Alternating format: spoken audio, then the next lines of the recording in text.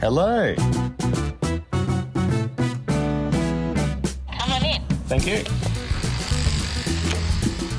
Today we're exploring the body of work of Carmel Jenkin. Now, is that a horrible pun? Yes, it is, because Carmel Jenkin is a figurative artist. She draws and paints the female form, and she's been doing so for a couple of decades. Each piece she creates, whether it's oil, acrylic, ink, charcoal, it's incredibly expressive, incredibly unique, and deeply personal. She draws upon events and experiences that she's had in her life that have shaped her relationship with the female body. We go into that in this episode. She has quite the backstory. And we also explore how social media has been a huge tool for reaching new audiences as an artist. She has an Instagram following of over 50,000 people. And something that you'll get from this chat is just this incredible attitude of hers of adapting to change, trying new things, and seeing opportunities where other people don't. Now, most importantly, what will I be eating today? Well, let's find out as Carmel Jenkin cooks. Come on into my art studio / home. Look at- You do what you have to do, yeah? Wow. Oh, I didn't even set up my studio nicely. I mean, you know that my cabinet is full of drawings. You can open it up if So you like. this is it here. It's like They're all small 10 drawings centimetres and that thick as well. all that. Okay, Yeah, right. and so then I've got- there's dozens and dozens. Okay, yeah, there's hundreds. And then I've got thousands in here. Oh, right. And every single drawer is full. We're in front of a huge, like, steel drawer. Yes. What do you call this? What's the technical name for it? There'd be some Architect cabinet. It Yeah. weighs a ton. It's the ugliest thing, but it holds all my drawings because I work big. Like, essentially, I work on that size paper. What and size it's would that be? A1. Okay. That is the thing. Like, so walking in, I would want to sort of set the scene for people listening to this, which is that I stepped through the front door and I've walked straight into your studio. Yep. And it's beautiful and light filled. There's northern light coming in. There's just canvases everywhere. There's paper It's a everywhere. mess. It is. It's actually an organised mess But for me. it doesn't look like chaos. As I walk in, I feel incredibly calm being around it. There's a lot I need to Into a sort, gallery. but it is an art museum in my own home. I'm inspired by my own work, which sounds really weird, but I need my work around me to create new work. So basically, when I run out of ideas, I don't draw inspiration from the outside. I just look at something that's on my wall and I get a reminder and I feel inspired by is that weird? Well, I think it ties back to the whole question of why you paint and draw what you do. Yeah. Because you've been creating female nudes for how many years? Since I was 16, so I'm 46 now, 30 years. Wow. You know, what's it at the heart of this being sort of would you call it your muse? Yeah, it is my muse, but it's like I go through different phases with it every year. At first, it was just something that I needed to do to combat something that I was going through in my life, and then it became something else. It became a mission. I first started drawing to deal with something, and I started drawing. I was painting my mum, and then it moved on to women. And because my mum, I grew up with her being sick, having cancer, and her body changing, I think when I started drawing when I was younger, it was more really sick bodies. And then as I got older, I think it was just my way of dealing with it without realising, what I was going through as a woman and the loss that I went through. I mean, everybody has personal struggles and losses in their life, but this is just something that I did to, I think, deal with it. And now it's just something, it's sort of like breathing and eating. It's part of your life, a habit, maybe, a good habit, sometimes a bad habit. It's the best and the worst of me, that's for sure. When has it become a bad habit? When I just can't get to the place I want to get to with my art. And I think all artists go through that. Sometimes I overdraw, I overcreate, and my mood, it deflates me, and then I can become sort of just a frustrated person because I feel like I'm not achieving. It's not having that flow. But the thing is, you need to go through those hard times, and then one day you'll wake up and you'll just have that flow again. I don't know, sometimes you need a break, or sometimes you need to just keep doing it. It's really, it's not an easy life. From an outsider who is not an artist, you have this idyllic picture of what it's like to be an artist. And it's just, I think it's the same sort of fantasy as being a chef, because you might enjoy having a bit of a doodle on the weekend or cooking a dish on a Sunday afternoon, but the reality is very different, that of the hard work and the madness. Is that what it's like? Is that It's so funny that you say that, because I can't cook to save my life. I can't believe I'm cooking for you. We're about to find out. And I'm making you something that I always make for myself every day, because I just want to be me. And I'm like, stuff you. If you don't like it, you can just go upstairs to the bathroom and throw up. But going back to the art, it's funny that you say that, because I watch a lot of cooking shows, and my husband's like, why do you watch cooking shows? He goes, you can't cook to save your life.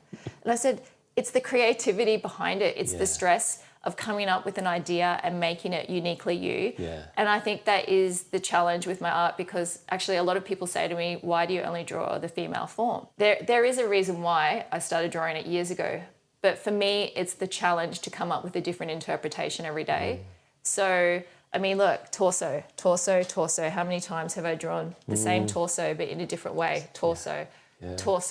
I'm just obsessed with creating emotion through the body, usually without a face. Sometimes I do a face, but I don't like to, because when you draw a face, the emotion comes through the face. You look at the face. But if you remove the face, then all you see is emotion through the body, and then you can sort of resonate with that and identify something within yourself. And that's what I like, to have those different layers within my art, and it comes through. There's so many things that I want to talk with you about. Let's get cracking on the food, though. All right, okay. So, Carmel Jenkin, what are you cooking for me today? I am making you an oatmeal pancake with blueberries and honey. Oh. Very simple. I used to be /artist /personal trainer. I did it for a bit because, you always need a regular job on the side. And I was obsessed with magazines. Back then, everyone bought magazines before Instagram and all that. And I had all these Oxygen magazines, and there was this one lady that she had the most beautiful body, and back then I was super fit. I'm still fit now, but back then I was pretty ripped. And she always made this oatmeal pancake on the pan, and I stole the recipe, and then I've cooked it almost every day since. Normal people have a pancake flat with berries on top and honey and just eat it with a fork and knife, but I just put it in a bowl and mash it up like cereal. So do you want to have it like rice bubbles? No, I'm having it like you. Okay, oh good. I put the plate there just to give you the option. That's how we do it. We're starting. We're starting. Okay. Go sit down. All right. I'm not nervous about talking, but I'm nervous about bloody cooking. All right? Well, this was potentially going to be a spanner in the works when I said that I really wanted to come over and do this podcast with you, because you said, okay, what's the podcast about? Thinking it's going to be just like a straight interview. That's what turned me off it. Yeah, I'm like, we're cooking. Because no way. Because no it's way. my fear. So you haven't always been a cook? No. My mum passed away when I was 15, and she was just starting to teach me. And then my dad's, no offense, but my dad's Aussie, and he didn't really show me anything. So this looks disgusting. Take me through what's inside there, because it does look absolutely revolting. It looks revolting. It is oats. You are eating this. I don't care. It's 2 free-range eggs, oatmeal, and milk. And all I do is stir it up and put it on the pan. And that's it. No so way. basically, you got your protein, you got your oats. Might put a little bit more. Oh, so this is like a proper. These are your. So it's like balanced. rolled oats. This is not like a. It's not flour or anything. No, milled. it's not. Yeah, they're proper raw oats. I have not seen pancakes done this way. Yeah. See, well, they're just basic. This is like. Well, how else did you want Did you think I was buying the mix and then just pouring it on? But there's all this shit in that. Not far off Probably. that. No, I have not seen pancakes done with the whole grain itself. Well, you can thank my bodybuilder friend. I put too much oil in this. I don't know why. So Okay. a little bit of olive oil in the pan? Yeah, I put too much, but that's okay. So this is super healthy. This is healthy as pancakes Well, can get, I reckon. Yeah, I mean, there's no rubbish in it. You're having it with honey. You're having it with frozen blueberries. So I came here with 3 dot points on a piece of paper. Oh, okay. This is exciting. Okay. Are you going to make me nervous? Yeah. Okay, good. They are nudes, Yes. Japan, Japan. and NFTs. Oh God. And if I look the at last those, one. and if I look at those three, I'm like, You should have prepped me. if there's three things that I'd the be way, do really you put excited to talk about, it's nudes, Japan, and NFTs. It's like top three James Patterson things. God. So, but you touched on one briefly when you said your dad's Aussie, your old man's Anglo. Yeah, my mom's Japanese. My dad is Australian. So when did they marry? They married in 1966. I don't know much about Japan, but all I know is my mum essentially wanted me to be Western because of how I was brought up and what she went through in her own life. She was born just before the outbreak of the Second World War. She was born 1937. Whereabouts? So she was actually born in Australia, so on Thursday Island. So her father was a Japanese pole diver and her mum, well, he met his wife on the island in Australia. So they had the kids there. There was 8 in the family and then the war broke out. And then from what I know with all the facts is they were put in a prisoner of war camp in Bundaberg. So basically the first 7 years of her life, she was in a prisoner of war camp. So it's pretty harsh. There's not a lot of public knowledge about what Japanese Australians went through. So I didn't know that Japanese Aussies had been put in prison war camps. I know that happened in the United States. Didn't know that it happened in Australia. Yeah, I only found out later in life. Yeah, it was sort of kept hush-hush. I mean, when the war finished, they were all reunited and they went on to have 2 more kids. But my mom's father died in 1950 from a diving accident. So, yeah, it's kind of sad because he never got to really see his kids grow, his youngest ones grow up. And then what impact did that have on your mum? So in terms of her Japanese identity I and wish your I upbringing? knew. My mom was such a beautiful lady, but she was a giver and she never, ever wanted anyone to know her pain. So she never, ever told me this. Maybe because I was too young. Maybe she would have told me if I'd grown up. I think she just met my father, but I think deep down she wanted to marry an Australian because I think if she were to have a family, she wanted her kids to have a better life than what she had, just from what I feel growing up on that island. It's just such a touchy subject because there's a lot of race issues. I wish I got to have this discussion with her. I never really got to know her. So because I lost her at a stage where I was just rebellious and crazy and 15, you know. So I never got to have these conversations, but she was really private. But all I know is she would make some sort of Asian food for herself on the side, but she'd cook the whole family Western food and we all ate somewhere else. I never got to learn any languages I don't know much, which is sad. So I feel a bit... Do you want to? Is that something you want to do or have you I think I know. I've spoken to my father and he has told me as much as he can. Now you are flipping this pancake? Yeah, I'm flipping it. But I mean, the standard way is to have it flat. But this is a pancake with like a bit of body to it. Yeah, it's got texture. I like texture in food. I mean, if you don't like it, you can always pretend to eat it. Yeah, so I wish I could tell you more. And I haven't even gone to Japan, which is really, really sad because I really want to go. Something I should have done before I had a kid. Okay, this is ready to go. Here we go, okay. So I'm just going to pop this in the bowl. I just love that we're having, here we go. You're getting the pan maneuverings you know what? going on. It doesn't usually look this good. Okay, so I'm just going to chuck it in and just make it look as messy as possible. And then I just mash it up. There you go. Doesn't that look pretty?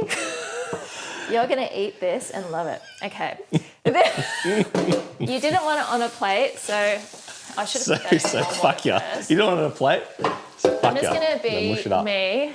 All right, now I'm just going to get you your honey. Actually, I'll put the berries first. You need your blueberries for antioxidants, right? So everything's yes, of course. balanced. Okay, that's it. Good Wow, luck. Good look luck at to this. You. Good luck to you. Yeah. Oh, this is all for me, is it? Is this all for me? Did you think I was eating? Yeah, I thought you were eating as well. I already had mine today. Oh, and it smells so good as well. Are you lying? No, I'm dead serious. You know what? I just call it bodybuilder food. That's really yum. Do you like it? No, beautiful.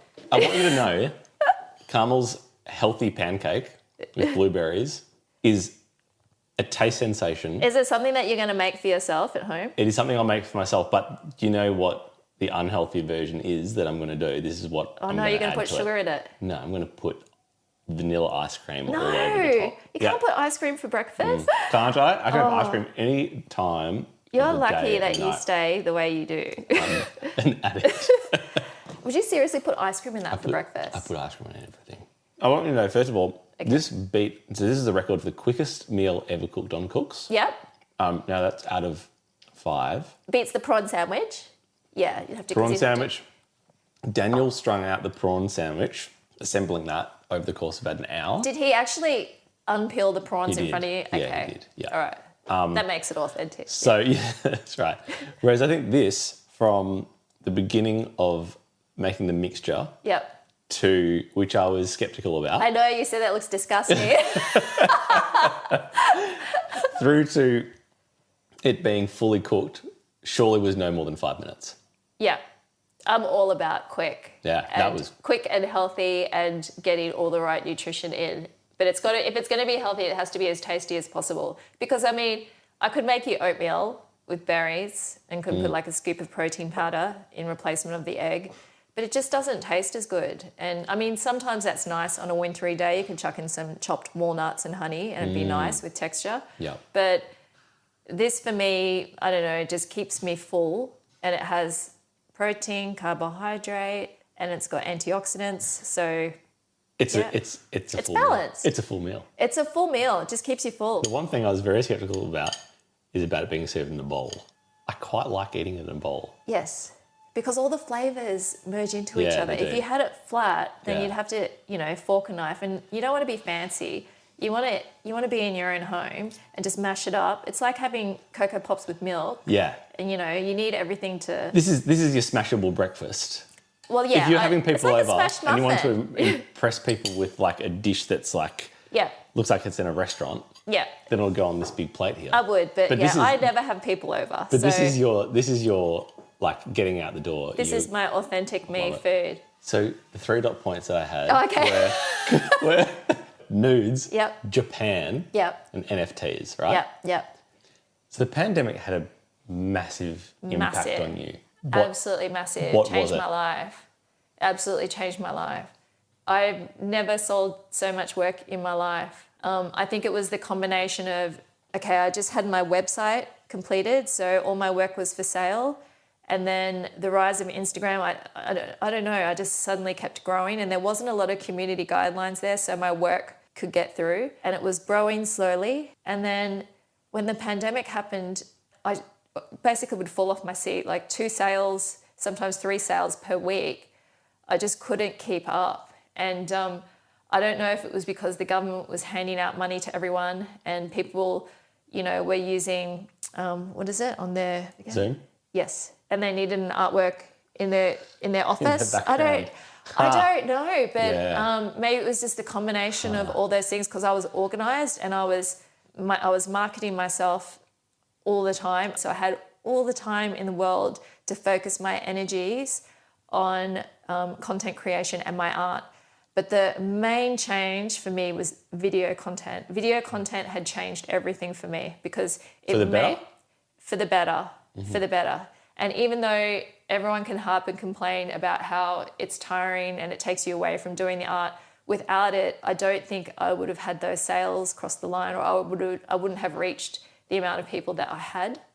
How many people were you reaching with these posts? Because you've got a huge following. I wouldn't say huge. It took me a while to get there, to be honest with you. It's more than Cooks. Okay, it was very, very slow. Like there was one stage where I was just on like 20K and I just wasn't moving.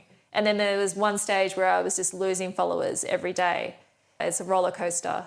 It was through COVID. You're currently on about 40,000? 50,000. 50, yeah, a bit more than 50K. But it means nothing, I'm telling you. I know a lot of people want that, but sometimes it can create more stress. And it doesn't, having the amount of followers you do does not mean sales. Yeah. Yeah. But it does mean that you can reach a lot more people. But having said that, sometimes my posts don't. So sometimes I still feel invisible even with that many. It's weird. Some days I reach so many and the next post will be super quiet. So But the videos that you were making, like it was reels, right? At that point? yeah, I think Instagram just birthed Reels because they're copying TikTok. Yeah. And at first everyone was stressed out about it, but I'm that sort of person. I've learnt to just sort of jump on things even if I don't want to do it, because sometimes if you don't jump on things quick, then you're just sort of left behind.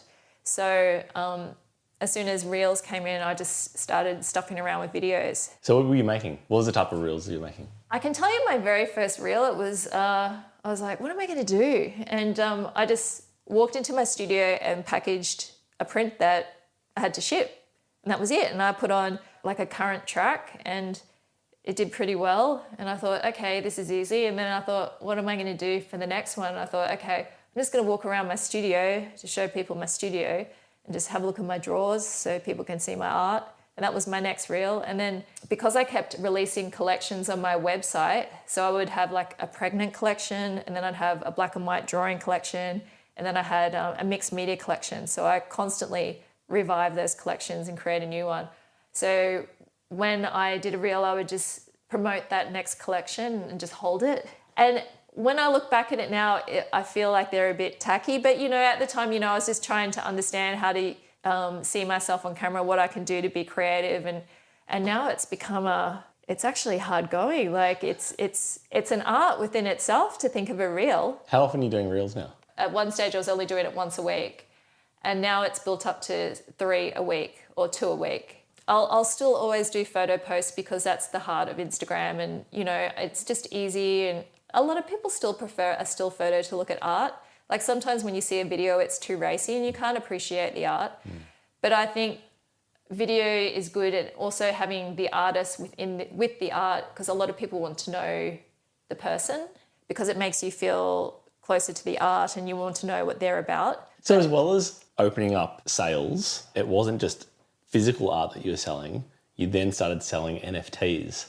Oh, okay. No, that was after the pandemic. That was after the pandemic. Okay. Yeah. During the pandemic, I only focused on my art, making art, selling art, because I spent a lot of time shipping. So I had that rise through COVID and my work was well received. And then sort of when inflation hit, it's sort of gone quiet again. So I'm so used to the highs and the lows. So yeah, I keep my part-time job. So, and I mean, still to this day, I wait tables and I'm 46. I could have done something else with my life, but I just love painting and drawing so much. So, and I like my part-time job. I love people and I learn a lot from them. I need the people contact, otherwise I'd be here all day. So there's so many highs and lows. But when I go through a low, I have that grit inside me to try and pivot and to do something. And that's why I did NFTs at one stage, because I was feeling like I was a bit frustrated with Instagram and I was actually really tired of making video content. And I'm really close with an artist in America and she was doing really, really well with NFTs. And I reached out to her and she encouraged me to doing it. And she said, I'll be your mentor. It was good at the stage. I got into it and I was mentored and I started selling NFTs, and I think I just jumped in at the stage where there was still sort of money floating around, and then it went quiet. And the problem was I stopped not because of NFTs, but I stopped because I was on Twitter like from 12 to 2, and yeah, I just wasn't sleeping. No one needs to be on Twitter at the best of times. There's like a whole NFT community. It's not on Instagram, it's on Twitter. And you get to know the artists on there, and the artists support artists as well. So that's how my work did really well at first. I just remember I'd put a work on OpenSea and then I'd do a post on Twitter saying it's going to be released at this certain time, and then I'd pop it on OpenSea and it would sell straight away within a second.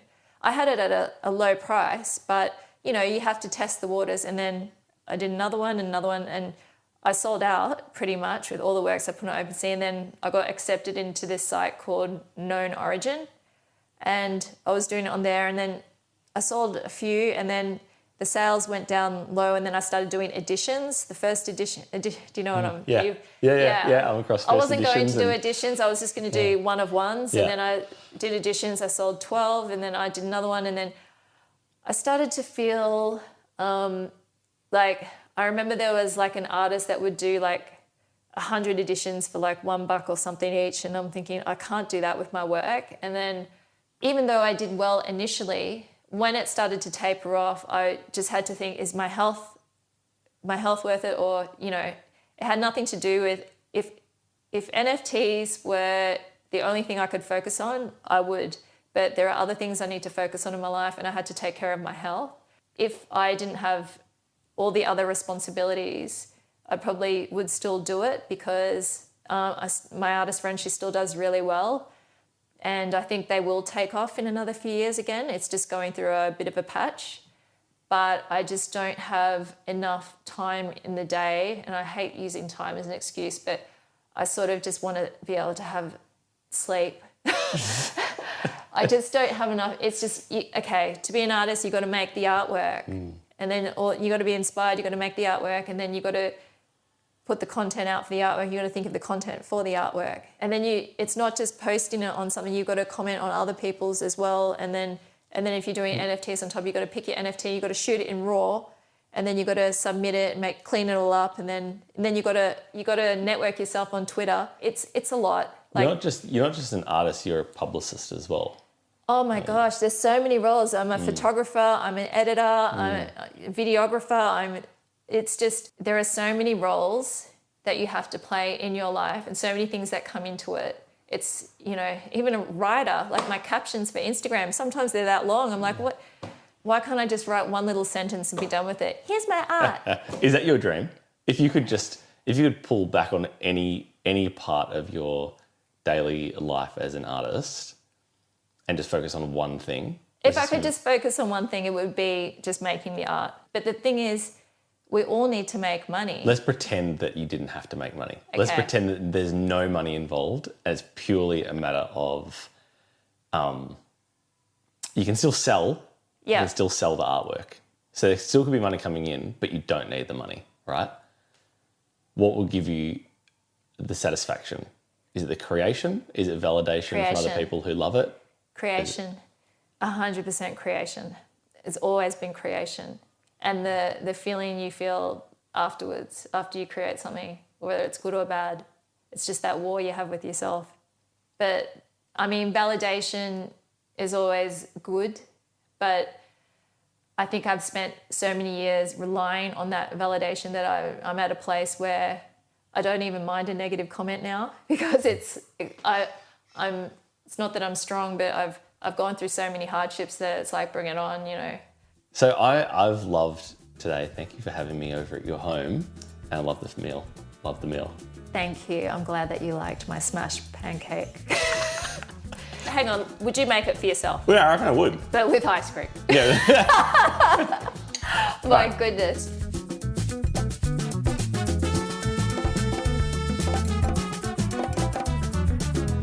That's Cooks. Thanks for listening.